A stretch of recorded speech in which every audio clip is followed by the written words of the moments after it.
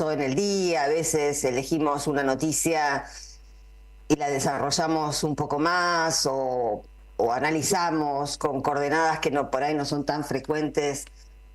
Bueno, esta triste actualidad que nos toca vivir, ¿no? Este país con la mitad de la población un poco loca. Y como me parece muy importante tratar de entender qué pasa con esa mitad de, bueno, mitad, no sé cómo medirlo, no digo mitad por decir mitad, no me estoy basando en ninguna encuesta, tampoco, también me aburren las encuestas, me aburro como un hongo con las encuestas. Pero para entender un poco esta realidad sombría a la que hemos llevado, han pasado cosas y siguen pasando cosas que tienen que ver no con la superestructura. Creo que la derecha, la ultraderecha, aprendió eso e hizo un buen trabajo, que fue no ir por arriba. No escuchamos demasiada gente, salvo Milei en algunos casos, pero parecía una voz solitaria en la superestructura, con esas, digamos, con ese discurso odiante. eh, Parecía como que iba a recibir un rechazo que no recibió, al contrario, recibió una adhesión que nos dejó patitiesos todavía hasta el día de hoy. Y gente, también, la gran pregunta que nos estamos haciendo durante estos últimos tiempos, donde ya es tan evidente que no hay B corta, donde ya es tan evidente que nuestro destino es el sufrimiento, donde es tan evidente que no hay nada en la mente ni de Caputo, ni de Sturzenegger, ni de Milei que tenga que ver con cómo se le mejora la vida a los argentinos, porque los argentinos estamos para ser sacrificados. Ahora, ¿qué empezaron a hacer ellos? Empezaron por abajo, pero no empezaron por abajo en el territorio, también en el territorio con los neoevangelistas, porque tienen cubiertos todos los frentes. Los neoevangelistas son los que recorren los barrios y les dicen, bueno, después te vas al cielo, vas a estar bárbaro.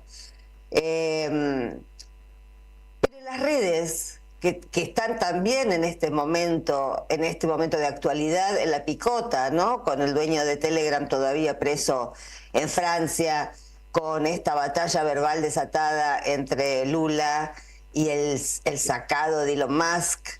Eh, el Lula encontró a un presidente que le dice las cosas tal como nos gustaría tener un presidente que las dijera, ¿no? Son tiempos en los que uno se siente muy representado por el presidente de Brasil. Y es así en América Latina. Si no nos representa el nuestro, que nos represente el de Brasil. Porque a lo que adherimos es a un discurso, a un tipo de política, a un tipo de Estado. Queremos el de Brasil. Yo quiero el de Brasil. Está bajando el desempleo, está bajando la pobreza. Lula está volviendo a hacer lo que hizo en su primera presidencia, que es sacar de la pobreza a 40 millones de personas, y por eso llegó el lofer a Brasil, y por eso Lula estuvo preso, no por un departamento que nunca visitó. De la misma manera que Cristina está proscripta, no porque haya controlado nada de lo que le correspondía al jefe de gabinete, ni porque se haya choreado nada, sino porque la torta fue para el trabajo y no para el capital. Eso lo tenemos claro. Ahora, vayamos al fin de semana pasado. Fue una noticia que no circuló demasiado, pero a mí me llamó la atención. En Ciencias Exactas se hacía una fiesta que fue suspendida porque llegó un mensaje que decía: voy a ir a la fiesta de Exactas con una escopeta. Esto no es un chiste. Tengo una escopeta y la voy a usar en la fiesta de Exactas. Vayan si tienen huevos. Bueno, ya el vayan si tienen huevos nos da un indicio de que quien suscribe es un varón, ¿no? La fiesta fue suspendida en el fin de semana, pero recién hoy apareció la noticia de que por una investigación interna de Exactas de la UBA, se llegó a la conclusión, digamos, descubrieron el origen de la amenaza que provino de un grupo de Telegram. En esta historia están metidas todas las redes, ¿eh? Está ahí en Telegram, en Facebook, en TikTok. Es decir, estos tipos usan la red que les va conviniendo. Venía de un grupo de Telegram que se formó en la Facultad de Exactas de incels. Y quiero que retengamos esta palabra, que fue la que a mí me llamó la atención, porque cuando lo leí esta mañana dije, ¿y qué corno es un incel? Entonces me puse a averiguar, y la verdad que es una información que tenemos que tener, por eso decidí compartirla con ustedes, porque se empiezan a explicar de alguna manera algunos orígenes misóginos, odiadores, resentidos, lúmpenes, con los que podemos identificar perfectamente, por ejemplo, a Sabac Montiel o a cualquiera de Revolución Federal. Los incels en realidad funcionan en Canadá y en Estados Unidos sobre todo como grupo prototerroristas. Pero, ¿cuál es la historia de los incels? Que a mí la verdad que es muy interesante antropológicamente, sociológicamente también, ¿no? Además de políticamente, darse cuenta de cómo funcionan nuestras sociedades y de cómo funcionan estas redes y por qué de una red aparentemente social puede salir absolutamente entera la asocialidad de alguien que sale a matar en masa o que sale a matar a una vicepresidenta. Podemos ponernos en ese mismo lugar. Por supuesto que tienen vida propia, pero también son acicateados, acicalados, diría yo, por sectores de ultraderecha que no tienen las mismas características de los incels. Incels, ¿qué significa en principio? Es un acrónimo, una especie de contracción o de sigla que viene del inglés de, escuchen esto, célibes involuntarios. Célibes involuntarios. Es muy interesante todo esto, porque este término, es decir, gente que no tiene sexo, no porque no quiera, sino porque es rechazada, porque es mal vista, porque tiene un cuerpo que no se adapta a lo que la cultura de masas considera atractivo, porque sufrió bullying. Son resentidos. Resentidos algunos con motivos, otros porque nacieron resentidos, pero es muy interesante tener el dato o contar con el dato o partir del dato, porque nos da otro resultado de conceptualización.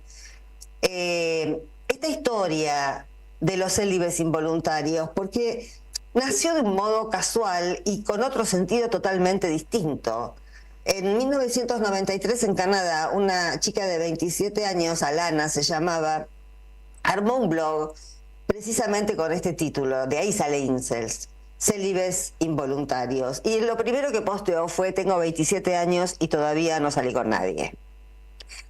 Nosotros que vivimos en una especie de burbuja donde nos parece que el mundo afuera de la puerta de nuestra casa es una especie de jungla de sexualidad, de pecado, lujuria, diversión, juventud perenne y hormonas bamboleantes,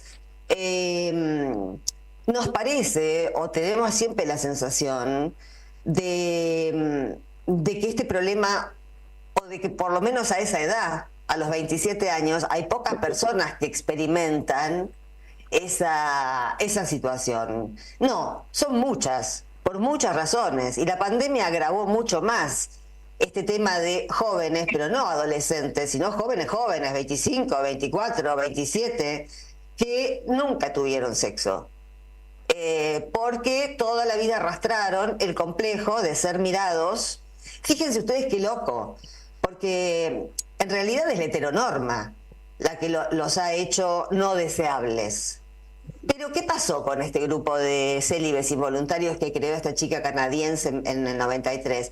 Pasó el tiempo, ella abandonó esa problemática, pero el término, el concepto fue tomado por grupos de varones, en general blancos, con la misma experiencia asocial que esta chica, es decir, ya se habían salido de la adolescencia y no podían consumar, no tenían sexo, porque seguían arrastrando esa sensación de no ser deseados en una sociedad hecha para otros. Esta sensación de ajenidad es lo que acompaña a todas las ultraderechas que vemos en el mundo. Los que acompañan, los que le hacen de colchón a las ultraderechas, tienen, a veces por sexo, a veces por otra cosa, pero el sexo está jugando un papel muy importante, porque lo hacen jugar además de una manera muy importante en la sociedad de consumo en la que vivimos. Por supuesto que el sexo también es un artículo de consumo, una práctica de consumo.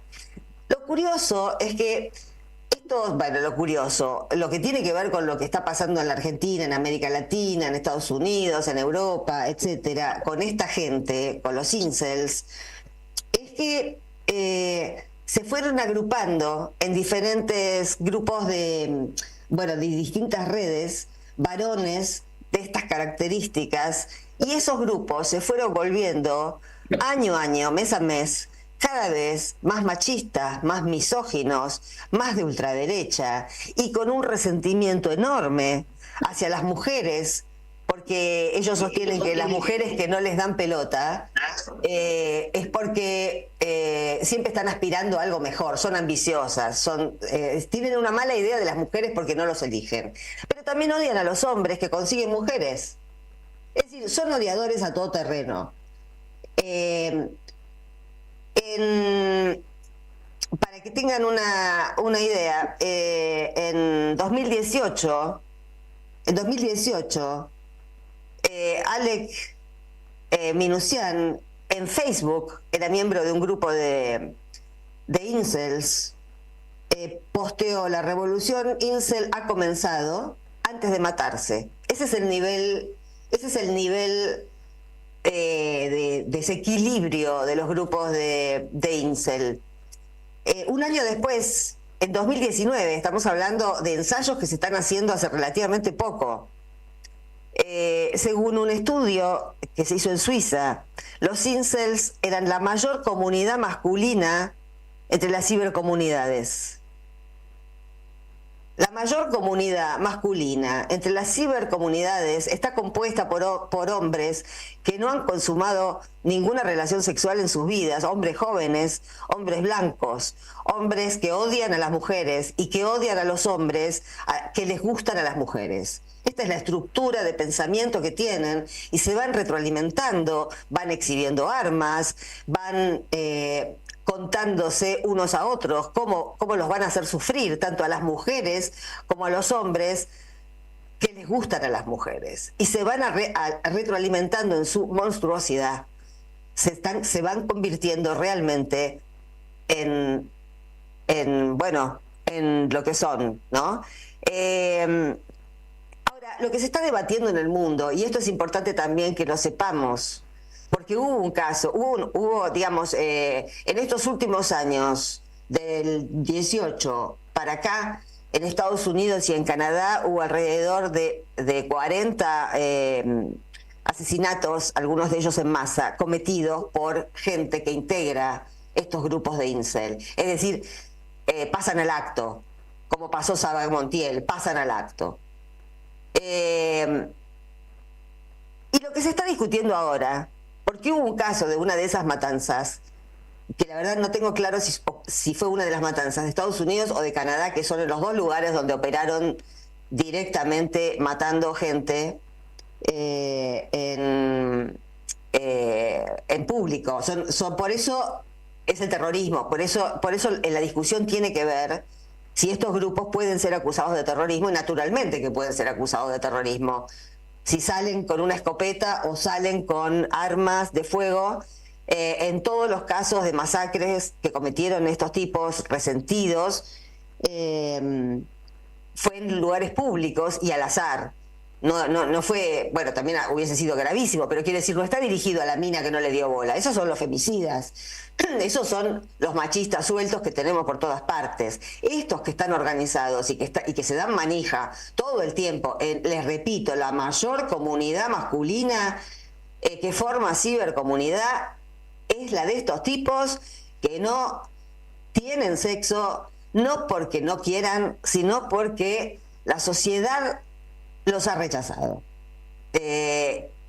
Y ellos sostienen a esta sociedad porque lo que están sosteniendo estos grupos de ultraderecha son los mismos valores de plástico, los mismos valores de la publicidad de masas, los mismos valores del cine industrial, los mismos valores que solamente hay una belleza, un tipo de belleza hegemónica, y los incels no entran en ellos. Pero en lugar de ser antisistemas, son antipersonas. Eso es lo que ha logrado el sistema capitalista. Conseguir que haya odiadores que en lugar de odiar el sistema, odien a otras personas.